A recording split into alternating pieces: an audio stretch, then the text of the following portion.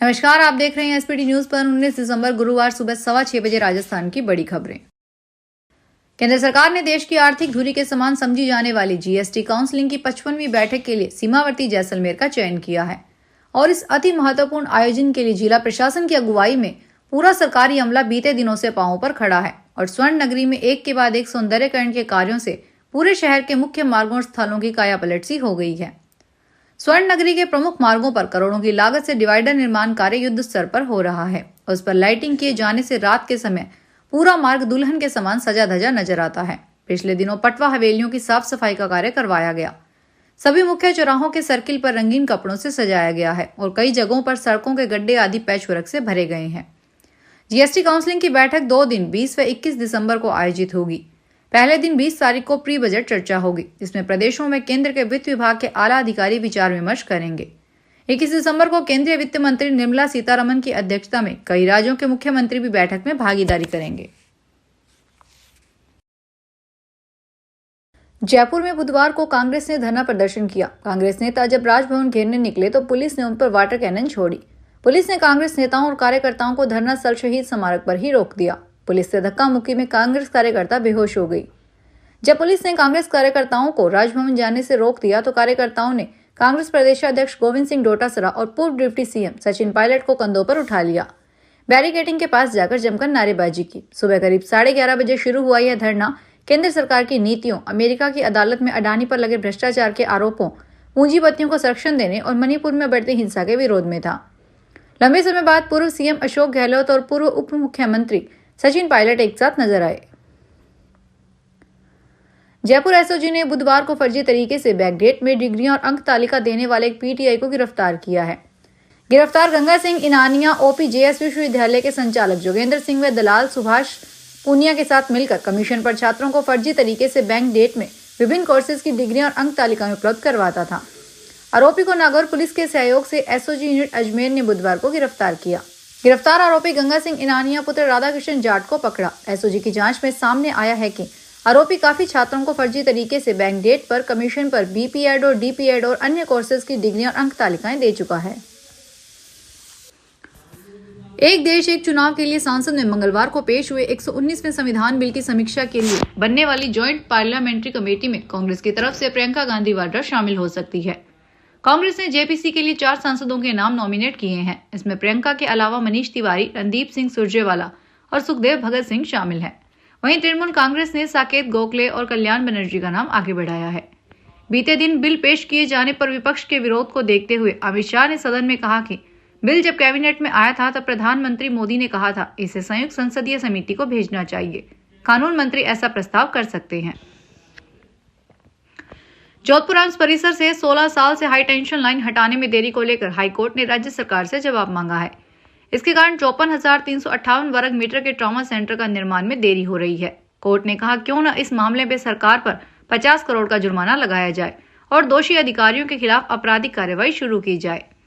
Court ने आदेश में कहा कि यह गंभीर मुद्दा है। लोगों को स्वास्थ्य सुविधाओं से वंचित किया जा रहा है। यह उनके सम्मान के साथ जीने के मौलिक अधिकार का उल्लंघन है।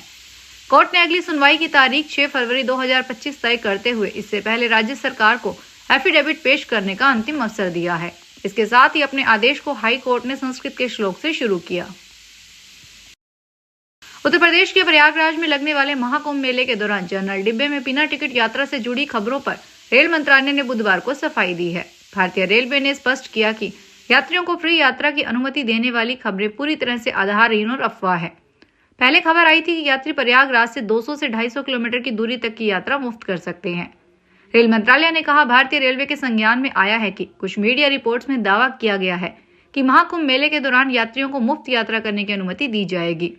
हम इन रिपोर्ट्स का खंडन करते हैं क्योंकि वे पूरी तरह से निराधार और भ्रामक हैं। मंत्रालय ने कहा कि भारतीय रेलवे के नियमों के तहत बिना वैध टिकट के यात्रा करना दंडनीय अपराध है। जयपुर समेत प्रदेश के तमाम शहरों में बने सीवरेज ट्रीटमेंट प्लांट के पानी को सरकार बेचकर रेवेन्यू जुटाने का प्रयास करेगी। इन प्लांट से निकलने वाली पानी को इंडस्ट्री या दूसरे काम के लिए बेचा जा सकता है। सूरत, जामनगर समेत दूसरे शहरों में अभी तक इस तरह का काम हो रहा है। हम भी इस प्रयास में हैं कि एसटीपी के पानी को बेचकर निकायों के लिए राजस्व जुटाने का प्रयास करें। ये बात बुधवार को यूडीएच मंत्री झावर सिंह खर्रा ने जयपुर के प्रताप नगर के पास दहलावा स्थित एसटीपी प्लांट के लोकार्पण समारोह में कही।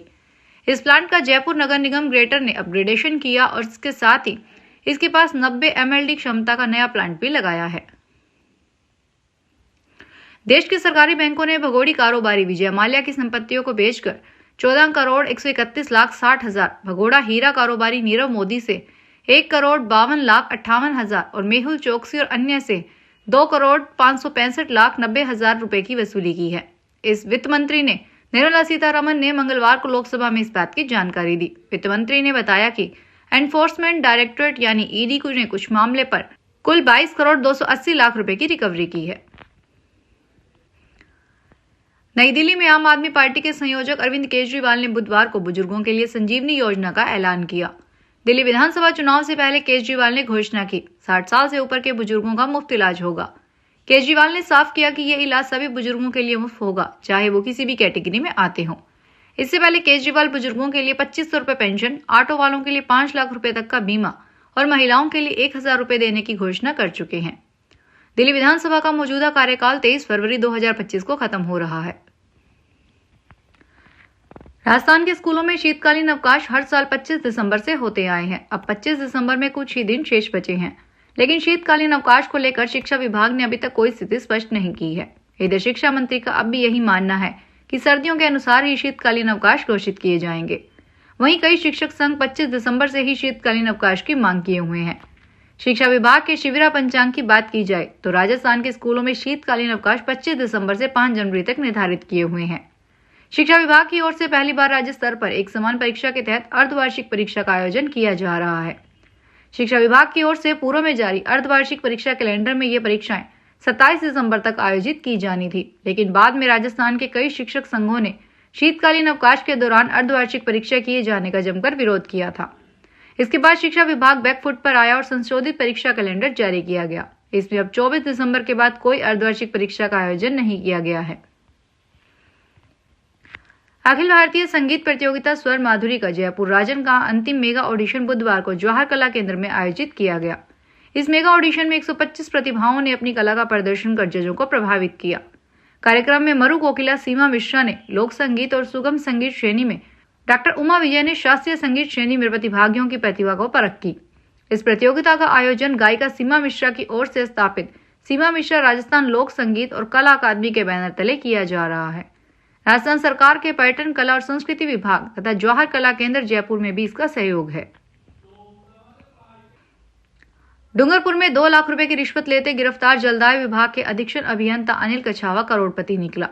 एसीबी ने बुधवार को कोटा में आरोपी अनिल कछावा के घर की तलाशी ली। तलाशी के दौरान आरोपी के घर से 9 लाख से अधिक के नगद रुपए मिले। इसके अलावा 4 करोड़ से अधिक की संपत्ति का खुलासा हुआ। एसीबी का मानना है कि बैंक खातों की जांच के बाद और भी कई बड़े खुलासे हो सकते हैं। बता दें कि एसीबी की डूंगरपुर टीम ने मंगलवार को जलदाय विभाग के अधीक्षण अभियंता अनिल कछावा को 2 लाख रुपए की रिश्वत लेते गिरफ्तार किया था।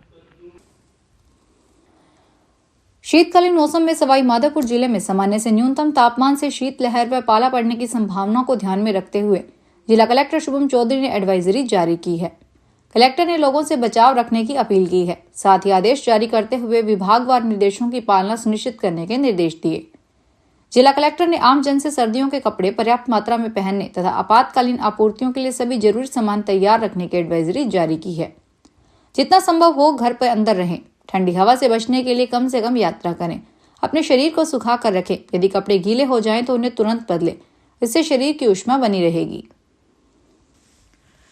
जयपुर के राजस्थान विश्वविद्यालय में अब नियमित और स्वयं पाठी छात्रों को परीक्षा फॉर्म भरने से पहले दस्तावेज वेरिफिकेशन की प्रक्रिया से गुजरना पड़ रहा है। इसके चलते छात्रों को घंटों विश्वविद्यालय में कतार में खड़ा होना पड़ रहा है। दस्तावेज वेरीफाई होने के बाद ही छात्र विश्वविद्यालय में परीक्षा फॉर्म भरने में सक्षम हो पा रहे हैं। दरअसल शिक्षा मंत्रालय की ओर से हर छात्र की academic bank of credit ID बनाई जा रही है। अब कॉलेज या विश्वविद्यालय में प्रवेश के समय छात्रों से यह आईडी मांगी जा रही है। राजस्थान के पूर्व मुख्यमंत्री अशोक गहलोत के करीबी नेता दिनेश खोडनिया के घर और ऑफिस पर सेंट्रल जीएसटी की टीम ने छापा मारा। खोडनिया अखिल भारतीय कांग्रेस कमेटी के सदस्य भी हैं। जीएसटी अधिकारियों को कार्रवाई में क्या मिला इसका पता नहीं चल सका है। छापे के बाद खोडनिया ने कहा, कांग्रेस के कई लोग भाजपा से मिले हुए हैं। वे कई तरह की शिकायतें करते रहते हैं। खोडनिया का रियल एस्टेट और ज्वेलरी से जुड़ा कारोबार है। जानकारी के मुताबिक सेंट्रल जीएसटी के उदयपुर आयुक्त की गाड़ी में अधिकारियों की टीम मंगलवार शाम के समय सागवाड़ा पहुंची थी। टीम ने SICC मेंबर में दिनेश खोडनिया के सुरभि मॉल में स्थित उनके ऑफिस पर छापेमारी की। कार्रवाई के समय खोडनिया सागवाड़ा में नहीं थे, वे जयपुर में थे। जीएसटी के अधिकारियों ने परिवार के लोगों की मौजूदगी में जांच की। फिलहाल बड़ी खबरों में इतना ही। ताजा खबरों को देखने के लिए चैनल को सब्सक्राइब करें। देखते रहिए SPT न्यूज। धन्यवाद।